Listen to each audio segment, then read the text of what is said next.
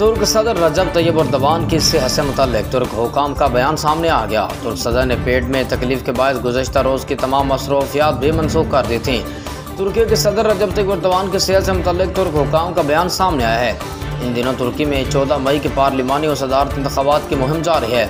इसी दौरान सदर रजब तैयब एर्दोगान ने मंगल को 2 TV चैनल्स को मुश्तरका इंटरव्यू दिया।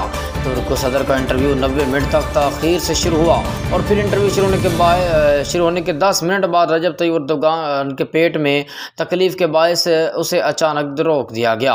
ताहम सदर एर्दोगान 15 मिनट के वक्फे के बाद वापस आए और नाज़रीन से माफ़ी मांगी। तुर्क सदर ने वक्फे के बाद मज़ीद चंद सवालात के जवाब दिए। तुर्क सदर ने कहा कि कल और आज का दिन इंतहाई मसरूफ़ गुजरा, इसी वजह से पेट में तकलीफ़ हुई। मैंने सोचा प्रोग्राम मनसूख कर दिया तो ये गलत समझा जाएगा। रिपोर्ट्स के मुताबिक सदर एर्दोगान इंटरव्यू में थके हुए चेहरे से वापस आए और उनकी आंखों में पानी था।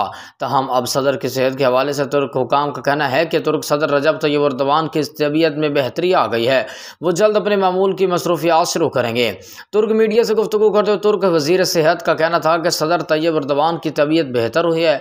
सदर एर्दोगान के मैदे में सोजिश का असर कम हो गया है। सदर एर्दोगान जल्द दोबारा अपनी मामूल की मसरूफियात का आगाज़ करेंगे।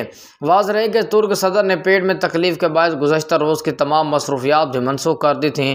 रजब तैयब एर्दोगान को मंगल की रात पेट में तकलीफ़ की शिकायत हुई।